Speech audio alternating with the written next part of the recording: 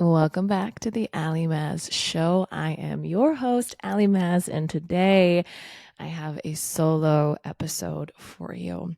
It's been a while since I've done this, just me and the mic, and it felt appropriate because the first solo episode, which was the very first episode of my podcast, I spoke about how I was packing up my entire life, putting it all in one car, driving across the country to New York, and then headed to Mexico. And so I am currently here in Mexico, in Oaxaca City. It's been about 3 weeks. My husband and I are just touring around the country basically and doing some research and development to see where we want to land, where we will end up to build our very own retreat center / boutique hotel. So I have lots to share with you today. But first, I wanted to share that today's podcast is sponsored by Feel Vana. Feel Vana is myself and my dear friend Ashley Broder's yoga teacher training. It is a 200-hour yoga certification program that happens for 2 whole weeks deep in the jungles of Combutal, Panama, at a very beautiful resort called Sansara. There's also two small online units as a part of this training. Applications are now open. We have a lovely group that's coming together. Ashley and I built this program back in 2017 and have continued to expand it and have grown it into a truly unique opportunity to not only learn how to become a yoga teacher and use your voice, but also to do a deep dive into the practice, which ultimately means a deep dive into yourself.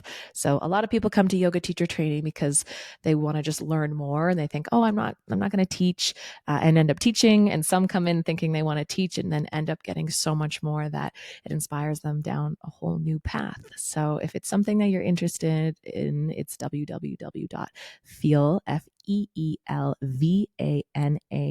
FEELVANA.com.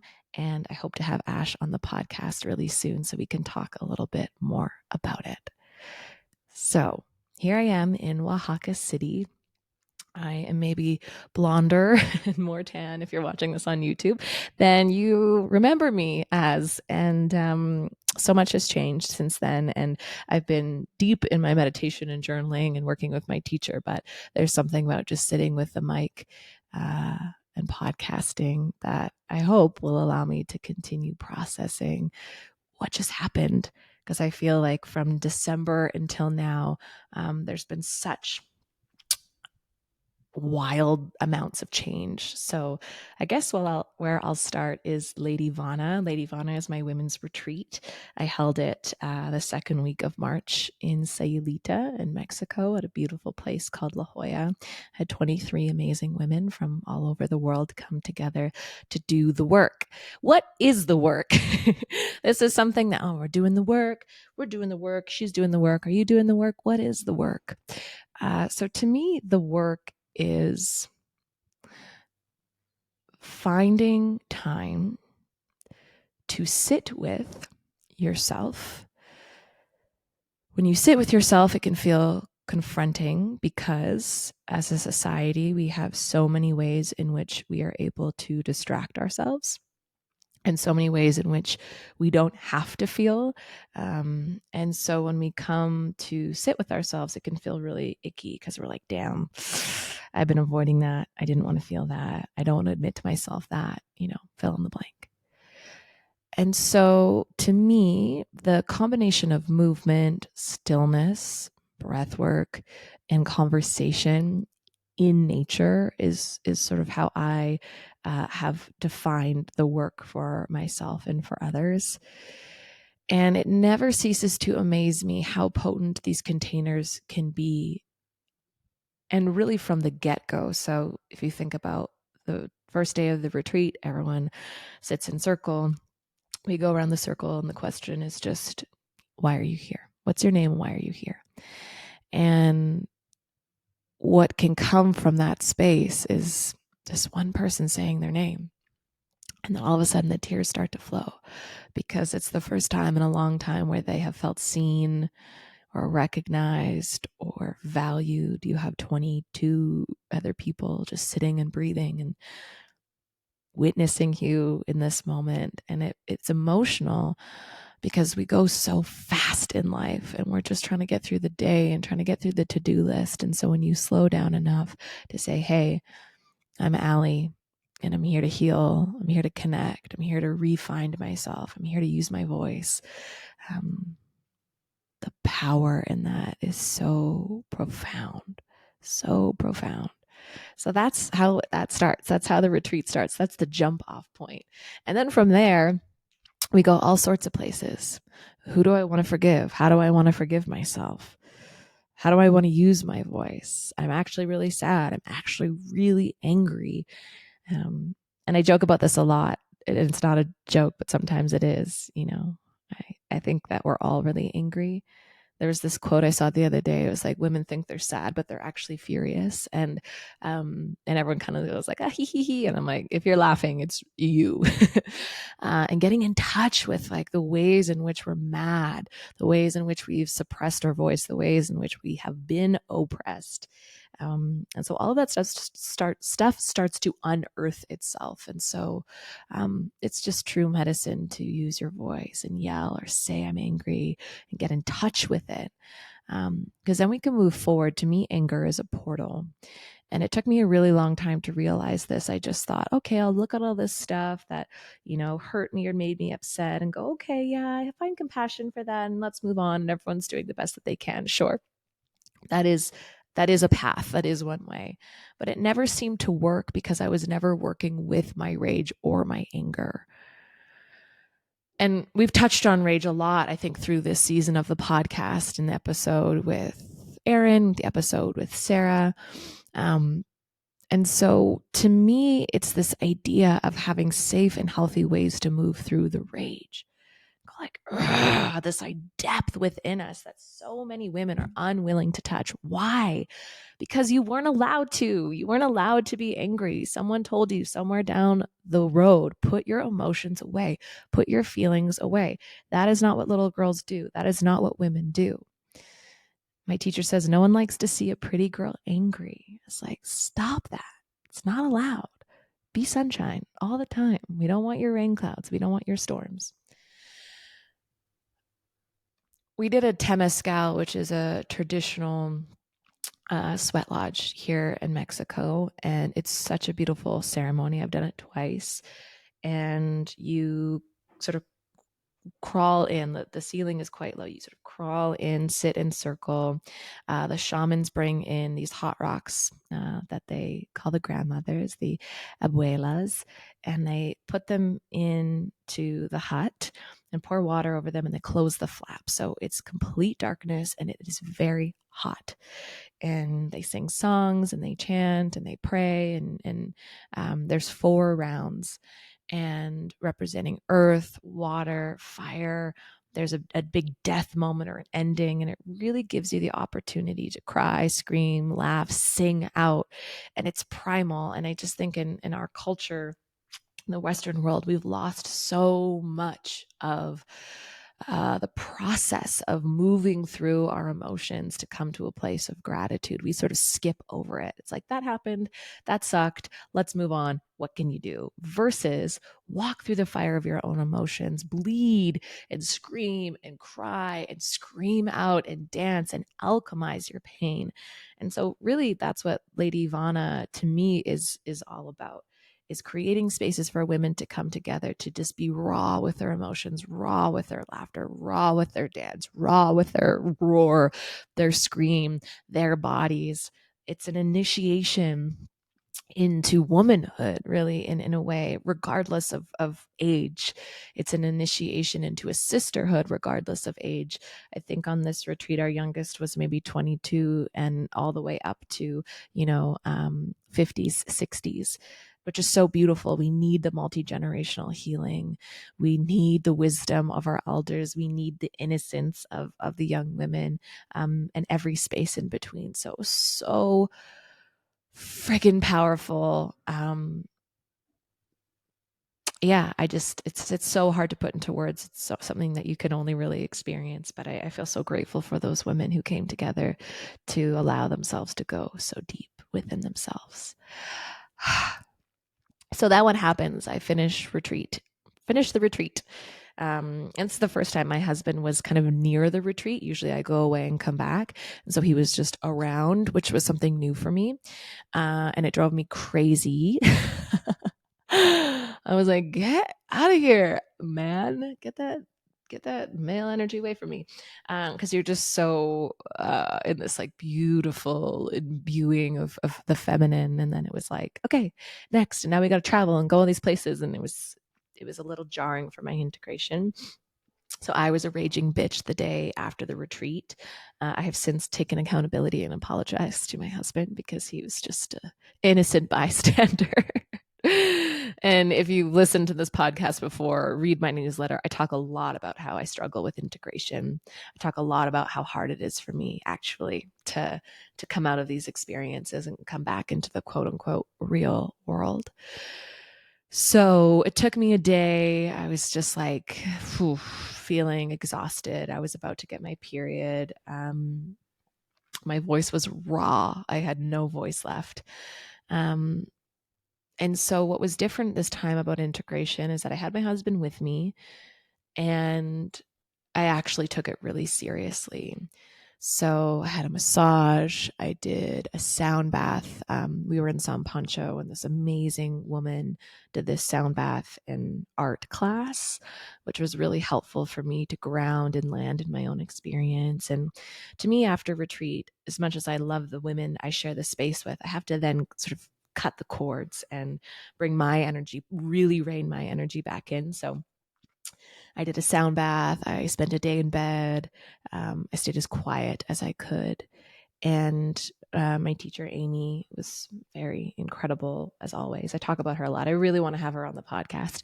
Everyone's like, who is this woman? She's amazing. And I hope you will get to meet her one day on this podcast. But I'm just looking at my notes when I was talking to her the day after the retreat. She was defining integration as just witnessing the upward spiral, meaning so much happens in these spaces. And then if we don't sit still with it, we completely miss the lesson. And this is something I do a lot. I just assume, oh, the container is for everyone else to heal. I'm just here to guide and whatever, I'll deal with my shit later. It doesn't work like that. So integration is really just this moment of sitting still. She was like, just sit and just watch your cells, watch the oxygen come into your body, just be with the expansion that's currently going on within you without needing to fix or change or do anything.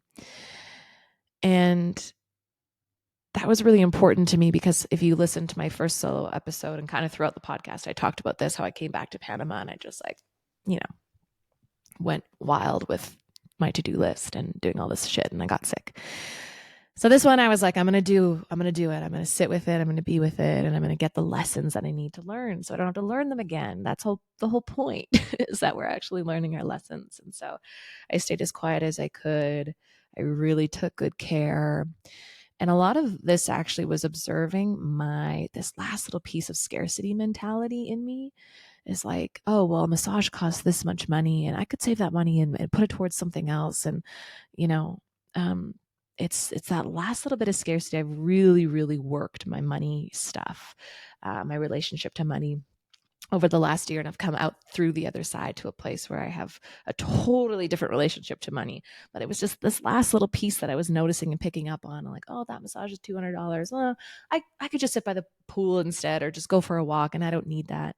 And I am currently in a place where I can afford to get a massage. That sort of self-care budget can be built into my retreat, revenue. And I was just watching myself feeling like, oh, why don't I feel like I deserve to spend this money on myself? Or why don't I deserve to get this time? So there's something in there for me that I needed to kind of like explore and work out and unearth. And once I did spend that money and have a couple appointments and do the things, it was like, duh, why? This is necessary. This is a necessary piece of my recovery. So I wanted to share that in case some of you are feeling similarly, where you're unable to spend money on yourself, even when you desperately need it. The other thing I'm starting to notice is that there is a real pace to nature and a pace to life that we override constantly with our own sense of urgency, but life is a lot slower than we think. Life is so much slower than we think. And the quieter we become, the more relaxed we become, the more in tune we become, we recognize that life has a pulsation and a heartbeat. And I'm realizing that I have imposed my own pace to life. And that's why so often I think we feel out of tune with life, is because we are just overriding this pace, this pulsation. And so that's been sort of a unique thing for me to watch and witness. It's like, oh, I'm trying to make life go a lot faster than it needs to go. Life is actually a lot slower. So I'm feeling pretty good, all things considered. And I'm learning that I have shed a lot of my fear. I think if this were me last year, I would be really trying to figure out the next step. So we don't know what our next step is. We have visited lots of beautiful places, lots of beautiful hotels. In 2 weeks, we head home. I guess home, quotation marks. We don't have a place to live, but we'll be at my in-laws for a little. Back to New York. And sometimes I think, oh, well, that's real life. This is a dream life. And then we go back to real life. And I'm really trying to rewire my brain and thinking this is real life because it's now, right? Whatever is now is real life. So I'm feeling into the pace of life. I'm catching my fear and not pit stopping for it when I think, oh, well, what's next? What's next? And truly just letting myself trust fall into the present moment, because this is the only moment that exists. And we're not here to find land, and we're not here to create something right away. To me, finding land feels like aligning with the right space, aligning with the right community, seeing where we can actually add value versus take. This is something that's very important to me and to us. I've been communicating with planet Earth and communicating with the land versus, people think we're like on Zillow looking for like land. We're not. I'm basically in deep meditation almost every day, talking to this potential piece of land and asking what the land needs from us and not what we are doing to the land. And I think for a lot of people, that's a paradigm shift within itself, especially people who have done projects or are real estate agents. It's like this very sort of colonial, white supremacist, capitalistic vibe around land. To me, I want to be in deep communication with the land and hear what the land would like from us. Because I do believe certain pieces of land do want to be experienced. And I think there's lots of pieces of land that do not want to be experienced. They want to stay raw and wild. What we wish to do is to just gently build within the nature, to really allow nature to be its self, and that we can create healing and connection and experiences within the land. And so when I talk to the land, and that's what I'm listening for and listening to, is what does the land need from us? And we saw one piece of land and sort of walked around the perimeter of it. And, my husband's like talking shop with the guy showing us the land. And I'm just like sitting there, walking around, listening to what each piece of land has to say. So that's been the process so far. And we're not in any rush. And getting out of this mindset, this sort of capitalistic mindset, it's like go, conquer, take over, find it. Urgency, it's been slow listening, in depth of how the land and ourselves can co-create something that really matters. And that's going to take the time it takes. So I've stopped pushing and forcing over the last year, and trying to align with that pulsation of life that I'm speaking of without trying to force anything. And that feels really nice. Some days I wake up and I feel scared. What are we doing with our lives? Where do we live? Where are we going? Is this the right blah, blah, blah? And I just catch it and try not to listen too much to it and come back down into my heart and get out of the mind. Um, and that's just been the process. But we are all sort of indoctrinated and programmed to be upstairs in the mind and to overthink and over question and try to control life.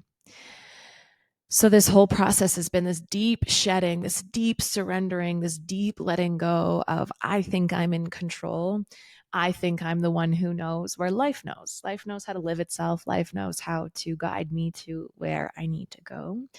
And it is a little scary sometimes, for sure. But this is where the practices come in.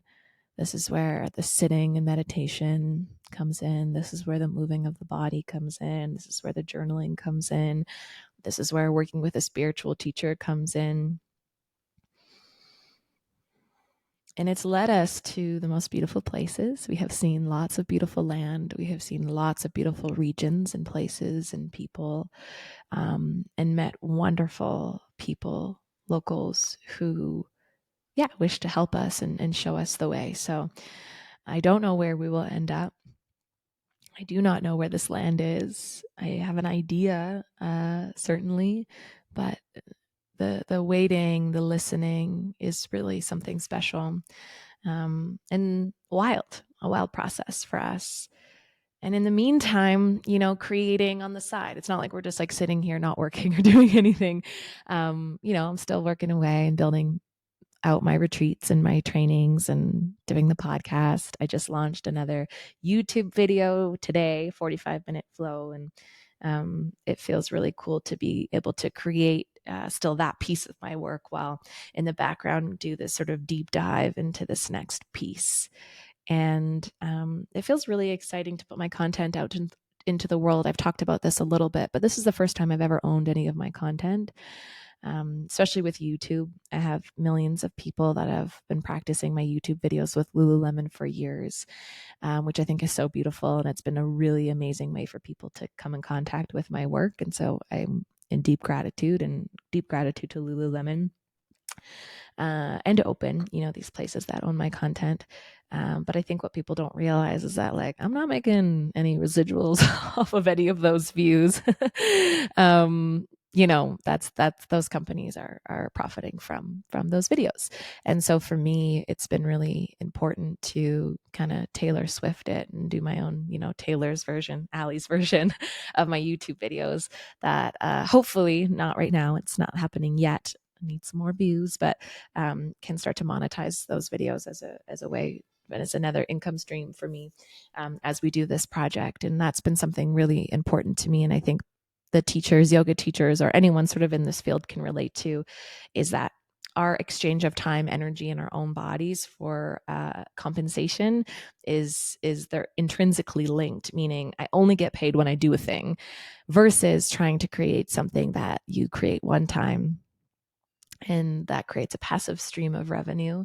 And so I've been working to create some of those things for myself. They have not been fruitful yet, but I trust that at some point they will be, to allow us to continue to build this project on the other side. So the support for the podcast, the support for YouTube, and my Substack really means the world to me, as I explore and experience how to take my business to the next frontier. And I think it's important to talk about business. I just spent 5 minutes talking about how I'm, in meditation, communicating with land. That's one strategy. It's a beautiful strategy. And then there's a reality of still trying to maintain, revenue and financial support as my career continues on. So I just thought that was a nice little piece to touch on, to know that I am both one foot in the spiritual journey, another foot in capitalism, baby, because that's the life we live in, and understanding as a spiritual person how to navigate within it. So I think for so long I was so, like, why do we have to push so hard to try to figure out how to make these careers work? And like I said, I've stopped pushing, but started to get more and more creative, and also listening to you all, to hearing. I mean, for years I heard make new videos, and I was like, no, I'm just gonna make more videos for someone else, because that feels safer. or start a podcast. Like, no, I don't know how to do that. And it costs lots of money each month to produce this thing. And so this was really a year of betting on myself and investing all of the money I'm making back into my business to make these things work and go.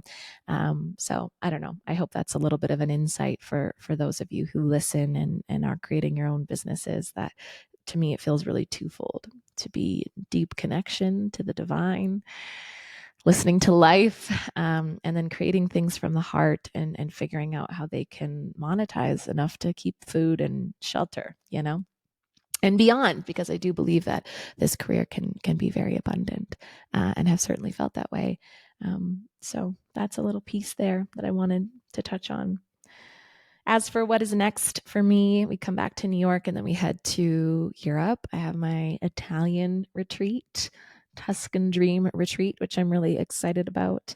And then I have Girlvana in the summer, which is my teen girl yoga retreat that happens in British Columbia. And then George and I are launching another breathwork training. So those of you who are interested in becoming a breathwork teacher, that's happening in Asheville, North Carolina in September. And then I do my month in Panama. So that's yoga teacher training. And then I have another Lady Vana, a women's retreat happening November 3rd to the 9th. All of that stuff can be found on my Instagram, link in bio.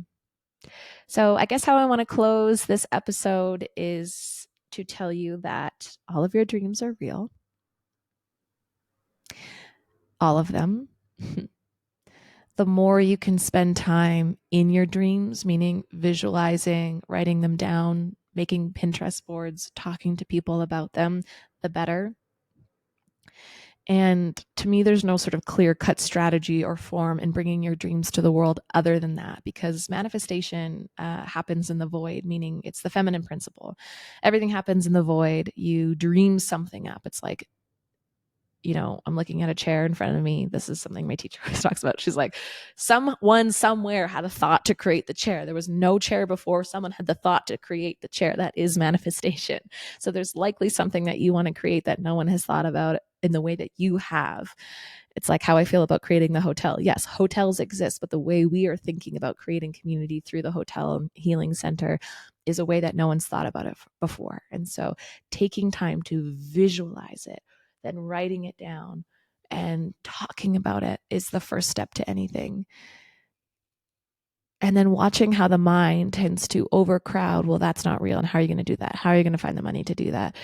People like you don't get to do that. People like you don't get to dream. I'm sure you have many stories. No one in my family has done this. No one in my family will believe me.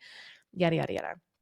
Sure. But the only way that's going to create the dream is your ability to move through your own self-doubt and your own programming. And so I just wanted to leave you with that your dreams are real. And we've bumped up against this before. It's been very minimal, I have to say, which is really beautiful. Everyone we share is like, ooh, that's so exciting, goosebumps. But if you read one of my most recent Substacks, I talked about how, we don't have full support yet or belief yet from some people that are not related to me but are within my family systems. And that's tough, tricky, to have that fear kind of placed upon us, or that non-belief, or and that's really all it is fear. Everybody wants their children to be safe and stable.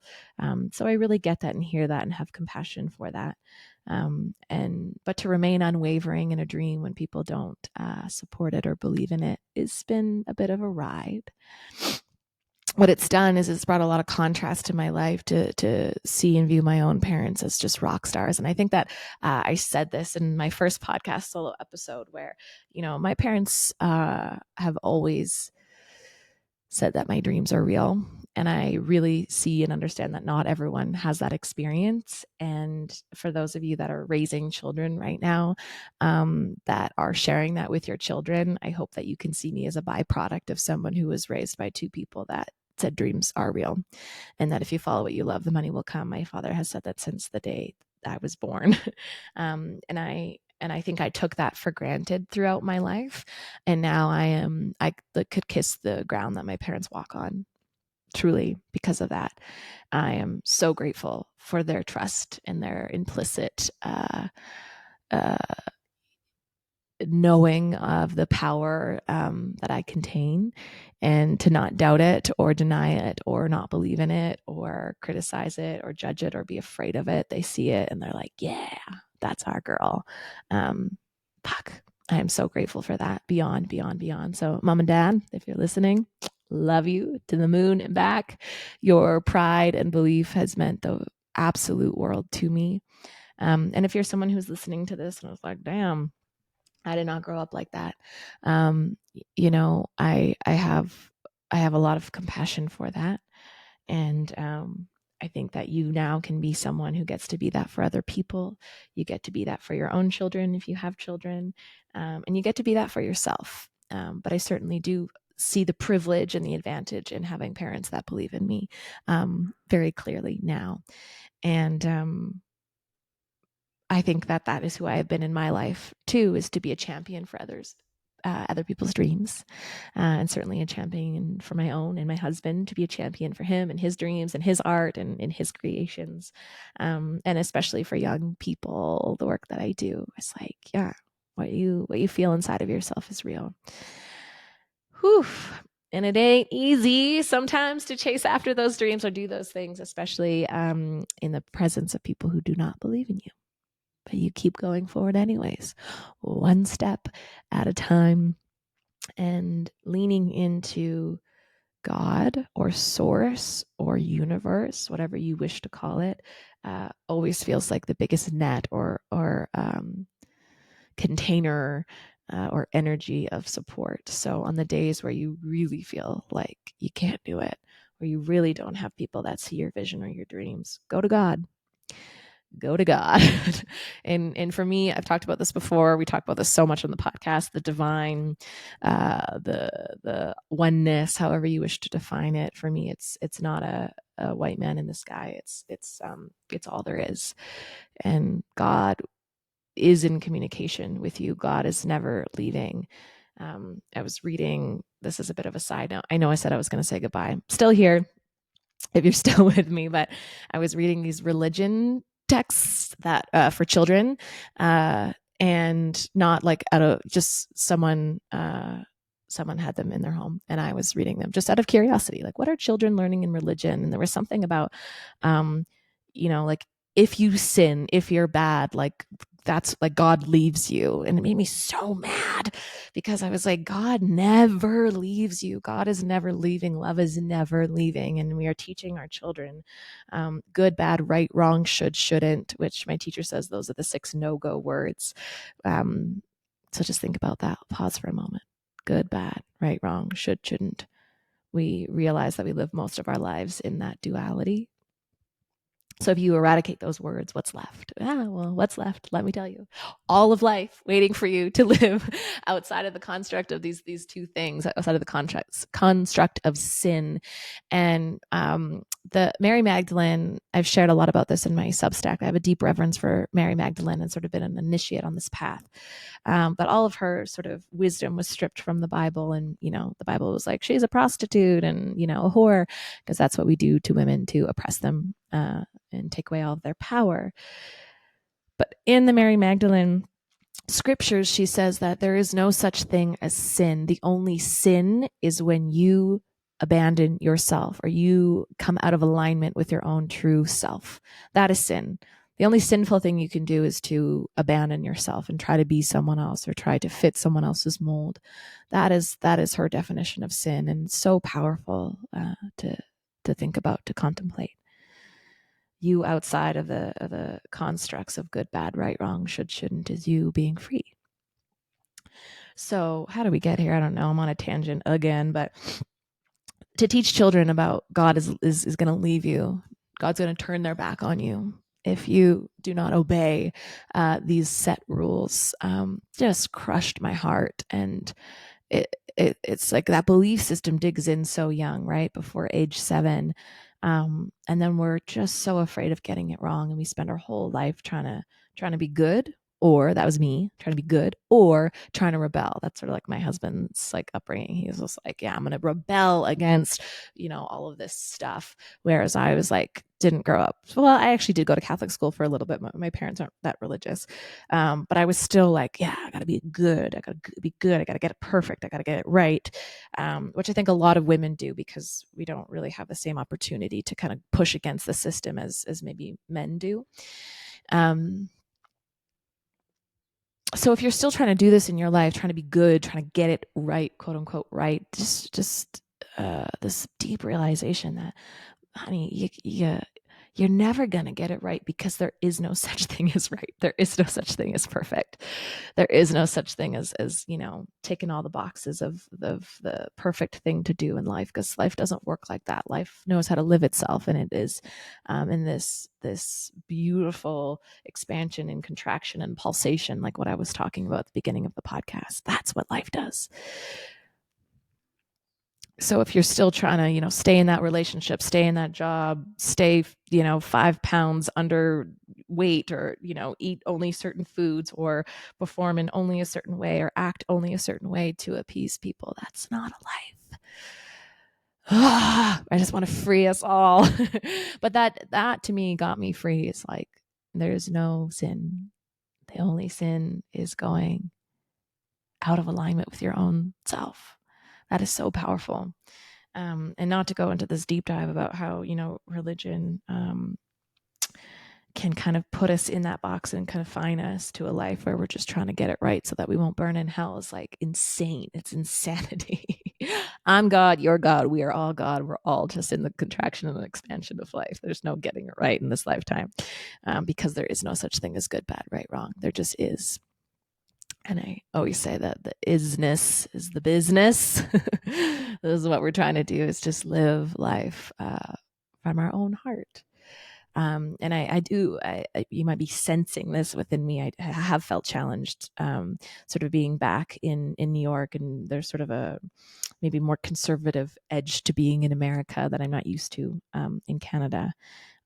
More religion, more sort of conservative values, a way to live a life looks a certain way. And so the little rebel inside of me has been beating up against that, and being sort of struggling. So my work now is just having compassion, and seeing that, we're brought up in this sort of programming.